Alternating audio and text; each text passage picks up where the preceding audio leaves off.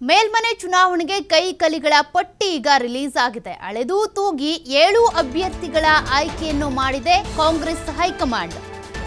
ಇಲ್ಲಿವರೆಗೂ ಕೂಡ ಪೈಪೋಟಿ ನಡೀತಾ ಇತ್ತು, ಯಾರ ಹೆಸರು ಆಯ್ಕೆ ಆಗ್ಬೋದು, ಯಾರ ಹೆಸರು ಬಿಟ್ಟು ಹೋಗ್ಬೋದು ಅಂತ. ಆದ್ರೀಗ ಪಟ್ಟಿ ರಿಲೀಸ್ ಆಗಿದೆ. ಅಳೆದು ತೂಗಿ 7 ಅಭ್ಯರ್ಥಿಗಳ ಪಟ್ಟಿಯನ್ನ ರಿಲೀಸ್ ಮಾಡಿದ್ದಾರೆ. ಸಿಎಂ ಸಿದ್ದರಾಮಯ್ಯ ಪುತ್ರ ಯತೀಂದ್ರಗೆ ಟಿಕೆಟ್ ಸಿಕ್ಕಿದೆ. ತಂದೆಗೆ ಕ್ಷೇತ್ರ ತ್ಯಾಗ ಮಾಡಿದಂತ ಯತೀಂದ್ರ ಸಿದ್ದರಾಮಯ್ಯಗೆ ಈಗ ಟಿಕೆಟ್ ಸಿಕ್ಕಿರುವಂತದ್ದು. ಸಿಎಂ ರಾಜಕೀಯ ಕಾರ್ಯದರ್ಶಿ ಗೋವಿಂದರಾಜುಗೂ ಕೂಡ ಚಾನ್ಸ್ ಕೊಡಲಾಗಿದೆ. ಬಸನಗೌಡ ಬಾದರ್ಲಿ, ಬಿಲ್ಕಿಸ್ ಬಾನು, ಐವಾನ್ ಡಿಸೋಜಾ ಇವರಿಗೂ ಕೂಡ ಟಿಕೆಟ್ ಘೋಷಣೆ ಆಗಿದೆ. ಇನ್ನು ಸಚಿವ ಬೋಸರಾಜು, ಜಗದೇವ್ ಗುತ್ತೇದಾರ್ಗೂ ಕೂಡ ಅವಕಾಶವನ್ನ ಕಲ್ಪಿಸಲಾಗಿದೆ. ಮೇಲ್ಮನೆ ಚುನಾವಣೆಯ ಟಿಕೆಟ್ಗೆ ಹಲವಾರು ಪೈಪೋಟಿ ಇತ್ತು. ಆಕಾಂಕ್ಷಿಗಳ ಪಟ್ಟಿ ಬಹಳ ಬೆಳೆದಿತ್ತು. ಅದಾದ ಬಳಿಕ ಹೈಕಮಾಂಡ್ ವರ್ಗೂ ಕೂಡ ಇದರ ಚರ್ಚೆ ಆಗಿತ್ತು. ಸದ್ಯಕ್ಕೆ ಈಗ 7 ಅಭ್ಯರ್ಥಿಗಳ ಪಟ್ಟಿಯನ್ನು ಕೂಡ ರಿಲೀಸ್ ಮಾಡಿದ್ದಾರೆ. 7 ಅಭ್ಯರ್ಥಿಗಳನ್ನು ಕೂಡ ಆಯ್ಕೆ ಮಾಡಲಾಗಿದೆ. ಹೈಕಮಾಂಡ್ ವರ್ಗೂ ಕೂಡ ಚರ್ಚೆಗೆ ಹೋದಂತ ವಿಚಾರ ಇದಾಗಿತ್ತು. ಯಾರನ್ನ ಆಯ್ಕೆ ಮಾಡಬೇಕು, ಯಾರನ್ನ ಪಟ್ಟಿಯಿಂದ ಹೊರಗಿಡಬೇಕು ಅಂತ. ಕೊನೆಗೂ ಕೂಡ ಸಿಎಂ ಸಿದ್ದರಾಮಯ್ಯ ಪುತ್ರ ಯತೀಂದ್ರಗೂ ಟಿಕೆಟ್ ಸಿಕ್ಕಿದೆ. ವರುಣಾ ಕ್ಷೇತ್ರವನ್ನ ತಂದೆಗೋಸ್ಕರ ಬಿಟ್ಟುಕೊಟ್ಟಿದ್ರು. ವಿಧಾನಸಭಾ ಚುನಾವಣೆಯ ಸಂದರ್ಭದಲ್ಲಿ ತಂದೆ ಸ್ಪರ್ಧೆ ಮಾಡ್ತಾರಾ, ಮಗ ಸ್ಪರ್ಧೆ ಮಾಡ್ತಾರಾ ಅನ್ನುವಂಥ ಒಂದು ಪ್ರಶ್ನೆ ಆಗ ಇತ್ತು. ಸಿದ್ದರಾಮಯ್ಯನವರು ವರುಣಾ ಕ್ಷೇತ್ರದಿಂದನೇ ಸ್ಪರ್ಧೆ ಮಾಡಿದರೆ ಸೂಕ್ತ ಅಂತ ಚರ್ಚೆ ಬಂದ ತಕ್ಷಣ ಅವರಿಗೆ ಕ್ಷೇತ್ರವನ್ನು ಯತೀಂದ್ರ ಸಿದ್ದರಾಮಯ್ಯ ಬಿಟ್ಕೊಟ್ಟಿದ್ರು. ಅದಾದ ಬಳಿಕ ಸಿದ್ದರಾಮಯ್ಯನವರು ಆ ಕ್ಷೇತ್ರದಿಂದ ಸ್ಪರ್ಧೆ ಮಾಡಿ ಗೆದ್ದರು ಕೂಡ. ಈಗ ವಿಧಾನ ಪರಿಷತ್ ಚುನಾವಣೆಯಲ್ಲಿ ಯತೀಂದ್ರ ಅವರಿಗೆ ಟಿಕೆಟ್ ಸಿಕ್ಕಿದೆ. ಬಗ್ಗೆ ಡೀಟೇಲ್ಸ್ ಕೊಡ್ತಾರೆ ನಮ್ಮ ಪ್ರತಿನಿಧಿ ಶಿವಕುಮಾರ್ ಜೋಹಳ್ಳಿ. ಶಿವಕುಮಾರ್ ಜೋಹಳ್ಳಿ, ಈಗಾಗಲೇ ಒಂದಷ್ಟು ಕುತೂಹಲ ಇತ್ತು, ಯಾರ್ಯಾರ ಹೆಸರನ್ನ ವಿಧಾನ ಪರಿಷತ್ ಚುನಾವಣೆಯ ಅಭ್ಯರ್ಥಿಯಾಗಿ ಆಯ್ಕೆ ಮಾಡ್ಕೋಬಹುದು ಅಂತ. ಈಗ 7 ಅಭ್ಯರ್ಥಿಗಳ ಹೆಸರನ್ನು ಕೂಡ ಅನೌನ್ಸ್ ಮಾಡಿದೆ ಕಾಂಗ್ರೆಸ್ ಹೈಕಮಾಂಡ್. ಏನೆಲ್ಲ ಚರ್ಚೆ ಆಗ್ತಾ ಇದೆ ಅಂತ?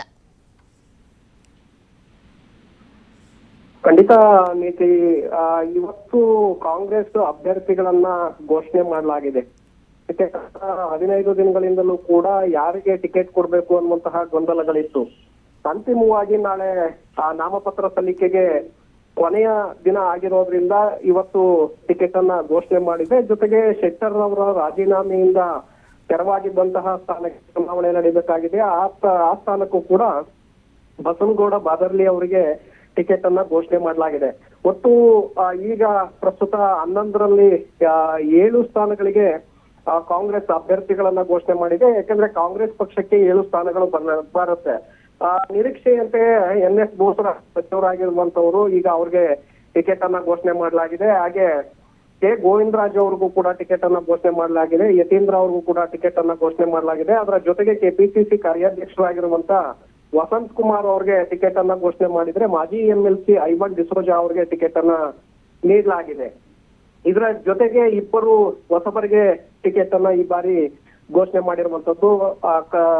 ಮೈನಾರಿಟಿ ಡಿಪಾರ್ಟ್ಮೆಂಟ್ ನಲ್ಲಿ ಗುರುತಿಸ್ಕೊಂಡಿದ್ದಂತಹ ಬಿಲ್ಕಿಸ್ ಬಾನು ಅವ್ರಿಗೆ ಟಿಕೆಟ್ ಅನ್ನ ಘೋಷಣೆ ಮಾಡಿದ್ರೆ, ಜಗದೇವ್ ಗುತ್ತೇದಾರ್ ಅವ್ರಿಗೂ ಕೂಡ ಈಗ ಟಿಕೆಟ್ ಅನ್ನ ಘೋಷಣೆ ಮಾಡಲಾಗಿದೆ. ಇಲ್ಲಿ ಸಾಕಷ್ಟು ಗೊಂದಲಗಳಿತ್ತು. ಈ ಬಾರಿ ಸುಮಾರು 64ಕ್ಕೂ ಹೆಚ್ಚು ಆಕಾಂಕ್ಷಿಗಳು ನೇರವಾಗಿ ಮನವಿಗಳನ್ನ ಸಲ್ಲಿಸಿದ್ರು. ಸುಮಾರು 100ಕ್ಕೂ ಹೆಚ್ಚು ಜನ ಟಿಕೆಟ್ ಆಕಾಂಕ್ಷಿಗಳಾಗಿದ್ರು.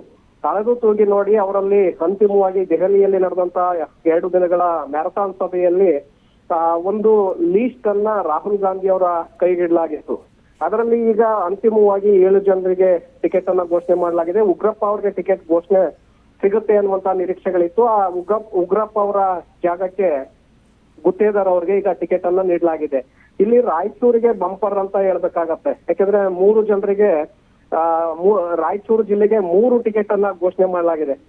NS ಬೋಸರಾಜು, ಹಾಗೆ ವಸಂತ್ ಕುಮಾರ್, ಜೊತೆಗೆ ಬಸನಗೌಡ ಬಾದರ್ಲಿ 3 ಜನರಿಗೂ ಕೂಡ ಮೇಲ್ಮನೆ ಟಿಕೆಟ್ ಅನ್ನ ನೀಡಲಾಗಿದೆ. ಕೆ ಗೋವಿಂದರಾಜು ಅವ್ರಿಗೆ ಬೇಡ ಅನ್ನುವಂತಹ ಕೂಗಿತ್ತು. ಜೊತೆಗೆ ಸಾಕಷ್ಟು ವಿರೋಧ ಕೂಡ ಇತ್ತು.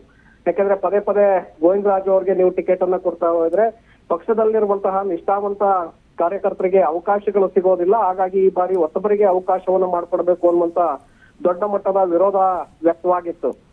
ಸಿದ್ದರಾಮಯ್ಯನವರ ಒಂದು ಒತ್ತಡದಿಂದಾಗಿ ಕೆ ಗೋವಿಂದರಾಜು ಅವ್ರಿಗೆ ಟಿಕೆಟ್ ಅನ್ನ ನೀಡಲಾಗಿದೆ. ಯಾಕಂದ್ರೆ DK ಶಿವಕುಮಾರ್ ಅವರು ಇಲ್ಲಿ ವಿರೋಧ ಇದ್ರು, ಸಿದ್ದರಾಮಯ್ಯನವರು ಬೇಕೇ ಬೇಕು ಅನ್ನುವಂತ ಹಠವನ್ನ ಹಿಡಿದ್ರಿಂದ ಗೋವಿಂದರಾಜು ಅವರಿಗೆ ಟಿಕೆಟ್ ಅನ್ನ ನೀಡಲಾಗಿದೆ. ಅಲ್ಪಸಂಖ್ಯಾತ ಕೋಟಾದಲ್ಲಿ ಒಂದು ಕ್ರಿಶ್ಚಿಯನ್ ಮತ್ತೊಂದು ಮುಸ್ಲಿಂ ಸಮುದಾಯಕ್ಕೆ ಟಿಕೆಟ್ ಅನ್ನ ನೀಡಲಾಗಿದೆ.